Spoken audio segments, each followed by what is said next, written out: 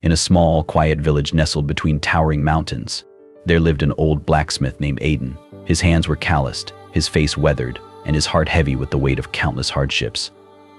Aiden had faced more suffering than most. He had lost loved ones, endured physical pain from years of labor, and had seen his dreams slip through his fingers like sand. One day, a young traveler named Alara arrived in the village. She was curious and eager to learn about the world. When she heard of Aiden's reputation as a wise man, she sought him out, hoping to uncover the secrets he held about life and its trials. Alara found Aiden at his forge, hammering away at a piece of metal. She approached him and asked, "Aiden, I've heard tales of your wisdom. Can you tell me, what can suffering teach us? Why must we endure pain?" Aiden paused his work, wiping the sweat from his brow. He gestured for Alara to sit by the fire. As she settled in, Aiden began to speak. "Pain," he said slowly, "is the fire that forges our spirit, much like this forge shapes the metal. It is an inevitable part of life, something we cannot escape. But it is not the pain itself that holds meaning, it is what we learn from it." He picked up the piece of metal he had been working on, now glowing red from the heat. "This metal," he continued, "starts out rough, unshaped.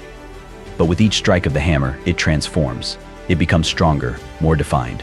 Suffering is much the same. Each hardship we face, each moment of pain, is a strike of the hammer. It shapes us, molds us into something stronger, something wiser." Alara listened intently, her eyes fixed on the glowing metal. "But what if the pain is too much to bear?" she asked. "What if it breaks us?" Aiden nodded, his expression somber. "There will be times when the weight of suffering feels unbearable. But it is in those moments that we have a choice. We can let the pain break us, or we can let it be our teacher. We can learn to endure, to adapt, and to grow. Pain teaches us resilience, empathy, and the value of joy when it finally comes. It shows us the depths of our own strength and the importance of compassion for others who suffer." He placed the metal back into the fire, watching it glow brighter. "Remember, Alara, suffering is a universal experience. No one is immune to it.